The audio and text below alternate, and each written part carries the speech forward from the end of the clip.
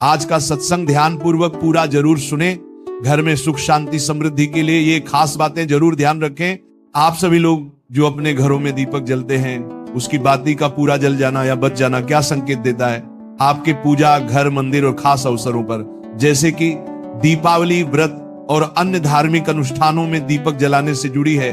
क्या कभी सोचा होगा या देखा होगा कि जब आप दीपक जलाते हैं तो वो आपके जीवन में कौन से संकेत दे रहा है? क्या आपकी दीपक की बाती पूरी तरह से जल जाती है या वह अधजली रह जाती है? और क्या दीपक की बाती पर फूल बनने का क्या अर्थ क्या होता है? क्या आपको पता है कि पहले से जले हुए दीपक में बाती जलाना आपकी परेशानियों का कारण हो सकता है या नहीं? और कितने समय तक, कितने सालों तक एक ही दीपक का उपयोग करना शुभ माना जाता है या अशुभ?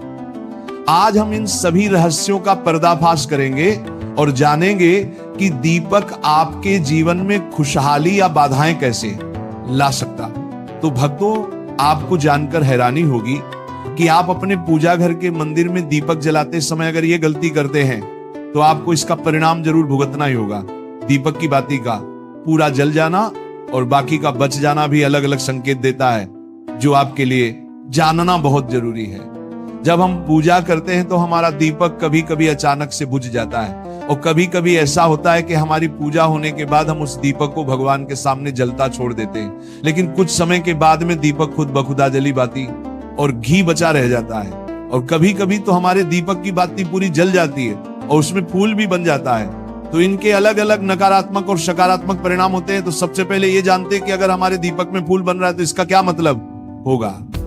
प्रिय मित्रों, अगर हमारे दीपक की बाती में फूल बन रहा है तो इसका सीधा सा मतलब है कि भगवान ने हमारी प्रार्थना को स्वीकार कर लिया है और वह हमारी पूजा से प्रसन्न है। इसका संकेत वह बाती में बने इस फूल के माध्यम से देते हैं। अगर आपके घर में दिव्य शक्तियां मौजूद हैं और आपके साथ साथ वह भी ईश्वर की पूजा में अपना ध्यान रखती हैं, तो आपकी दीपक की बाती में एक से ज्यादा फूल बनते हैं और कभी कभी साथ ही किसी भी देवी देवता का रूप भी दिखने लगता है। तो अगर आपके दीपक की बाती में फूल बन रहा है तो आप सच में बहुत भाग्यशाली हैं। इसी के साथ दीपक जलाने के भी कुछ खास नियम आपको जरूर जानने चाहिए। भक्तों, अगर आप पहले से जले हुए दीपक में अपनी बाती रखकर जलाते हैं तो ऐसा करने से दुर्भाग्य आपका पीछा कभी नहीं छोड़ता है। अगर दीपक में पहले से जली हुई बाती की राख या फिर रुई और कालिक है और आपने अपनी बाती इसमें रखकर जला दी तो ऐसा करने से भगवान आपसे प्रसन्न होने की बजाय नाराज हो जाते हैं और आपको इसके बहुत ही भयानक परिणाम देखने को मिलते हैं। आपके बनते हुए काम बिगड़ने लगते हैं, आपकी तिजोरी का धन खर्च होने लगता है और आपके धन आने के सारे रास्ते भी बंद हो जाते हैं। तो हमेशा ये ध्यान रखें कि जब भी आप दीपक जलाएं, आप हमेशा साफ सुथरे दीपक का ही इस्तेमाल करें। दोस्तों, इसी के साथ कुछ लोगों की आदत होती है कि वह हर थोड़े दिन बाद अपने दीपक को बदल देते हैं। इस पर गुरुजी का कहना है कि आप जिस दीपक से पूजा करते हैं उसे कभी मत बदलिए, आप उस दीपक को सिद्ध हो जाने दीजिए। जब कोई दीपक रोजाना भगवान के सामने जलता है तो वह दीपक समय के साथ सिद्ध हो जाता है। भगवान की सकारात्मक ऊर्जा उस दीपक में आ जाती है और जब भी आप वह दीपक जलाते हैं तो आपका तन और मन दोनों पवित्र हो जाते हैं। तो आप हर रोज उस दीपक को साफ कीजिए, फिर उसमें बाती रखकर जलाएं। आप जितनी बार भी दीपक जलाएं उतनी बार उस दीपक को साफ करके बार बार उसी दीपक में बाती जलाएं। लेकिन अगर आप गलती से भी उस दीपक को बदलते हैं तो आपकी तरक्की में रुकावट आ सकती है। इसलिए आप अपने दीपक को कभी भी मत बदलना। 10 साल 20 साल तक आप उसी दीपक में लगातार बाती जलाएं, इससे आपका दीपक सिद्ध हो जाएगा और आप इसका चमत्कार अपने घर में भी देख सकते हैं। अगर आपके घर में कोई भी रोगी हो, बीमार हो या किसी का बुखार नहीं जा रहा हो तो आप इस दीपक को थोड़ी देर के लिए किसी बर्तन में डालिए और अब उस रोगी को ये पानी पिला दीजिए। 10 से 15 मिनट के भीतर उसका बुखार उतर जाएगा। वहीं अगर आपके घर में किसी को नजर लगी हो या फिर आपके व्यापार में किसी की नजर लगी हो, आपका धंधा अच्छे से नहीं चल रहा हो, तो भी आप इस दीपक को तांबे के बर्तन में पानी भरकर उसमें डाल दीजिए और रात भर के लिए छोड़ दीजिए। अगले दिन सुबह पानी का छिड़काव अपने घर में और अपनी दुकान पर करिए। ऐसा करने से आपको साफ साफ परिणाम दिखाई देंगे, क्योंकि जब हम लगातार एक ही वस्तु का प्रयोग अपनी पूजा में करते हैं तो वह वस्तु शुद्ध हो जाती है। भगवान की जो ऊर्जा होती है वह उस वस्तु में समा जाती है। तो कभी भी अपने मंदिर के दीपक को बदलने की गलती ना करें। दोस्तों, अगर आपके मंदिर का दीपक टूट जाता है या फिर खराब हो जाता है या खंड हो जाता है, तभी आप उस दीपक को बदल सकते हैं। लेकिन फिर भी आप उस दीपक को ना फेंक, बल्कि इसे अपने घर में संभाल कर रखें, क्योंकि ये भगवान की सकारात्मक ऊर्जा का भंडार होता है।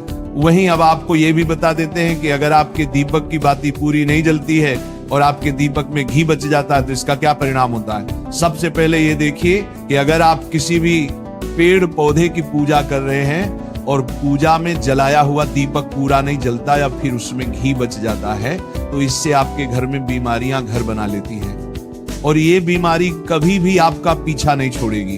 तो जब भी आप किसी भी पेड़ पौधे या मंदिर के बाहर किसी भी स्थान पर पूजा करें तो यह ध्यान रखें कि उसकी बाती पूरी जले और उसमें घी बचा हुआ ना हो, क्योंकि ये आपकी अच्छी सेहत के लिए बहुत ही अच्छा प्रभाव देगा।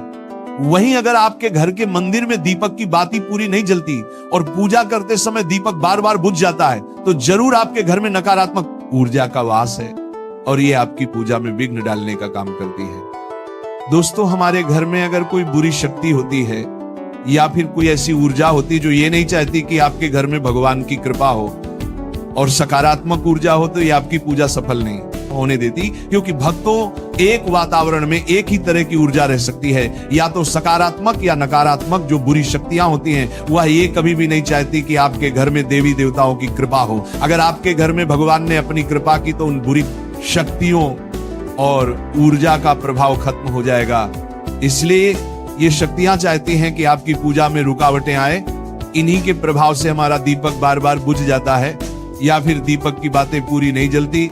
इस सब से बचने के लिए आपको सच्चे मन से भगवान का स्मरण करना चाहिए। जब भी आप दीपक जलाएं, भगवान से प्रार्थना करें कि आपके आसपास जितनी भी नकारात्मक ऊर्जा हो वो आपसे दूर रहे और भगवान की कृपा आप पर बनी रहे। ऐसी शक्तियों से बचने के लिए जब भी आप दीपक जलाएं, गंगा जल से एक गोल घेरा बना लें और उस घेरे में दीपक को रखें, क्योंकि दोस्तों गंगा जल को बहुत ही पवित्र माना गया है और महादेव का वरदान भी गंगा जल को प्राप्त है।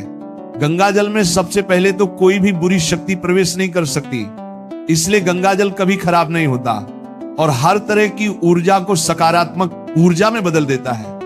अगर आप गंगा जल से बने गोल घेरे में दीपक को रखेंगे तो ये आपकी पूजा में किसी भी शक्ति को बाधा नहीं बनने देगा और कोई भी नकारात्मक शक्ति आपके दीपक को बुझा नहीं पाएगी।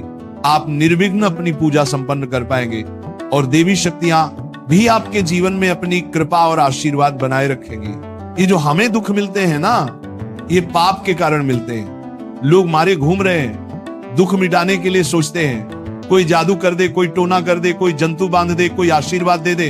अरे काहे को पागल हो? यदि तुम अच्छे आचरण करते हो, भगवान नाम जप करते हो, सधर्म से चलते हो, तो तुम्हें किसी से आशीर्वाद मांगने की जरूरत नहीं। बात मान लीजिए, प्रार्थना मान लीजिए। दिखावे में लाखों लोग अपने जीवन को नष्ट करने के लिए तैयार हैं। ये माया का ही तो दिखावा है जिसमें जन्म के जन्म हमारे नष्ट होते जा रहे हैं। सत्य मार्ग को क्यों नहीं पकड़ते हो? किसी के आशीर्वाद की जरूरत नहीं आपको आनंद प्राप्ति के लिए। आप आनंद के बच्चा हो, आनंद स्वरूप हो, जिनसे आशीर्वाद मांगते हो।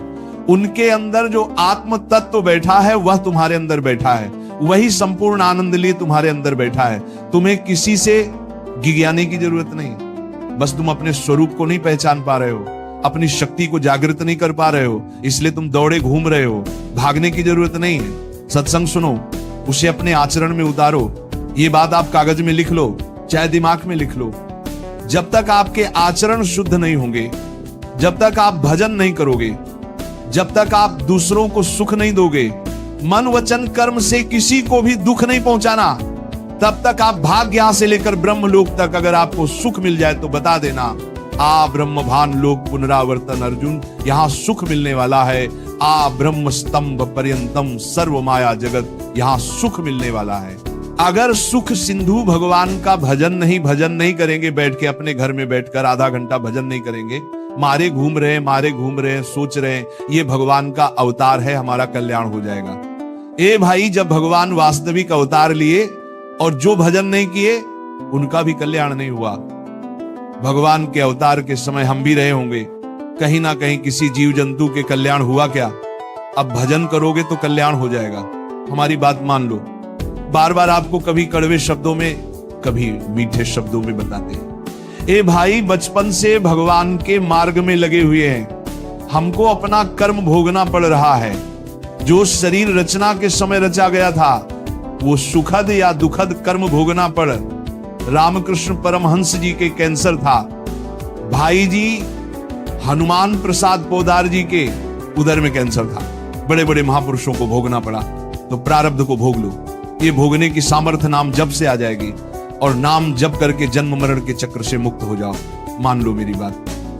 क्या वृंदावन की परम पावन रज से बढ़कर त्रिभुवन में कोई रज है? इस रज में बैठकर तुम्हें आनंद नहीं मिल रहा तो कहां मिलेगा तुम्हें? क्या भगवान नाम से बढ़कर कोई अमोघ शक्ति है जो भगवान को अधीन कर सके? सुमीर। ऐसे ही प्रेमानंद महाराज जी का वीडियो देखने के लिए आप हमारे प्रेम शक्ति चैनल को सब्सक्राइब अवश्य करिए।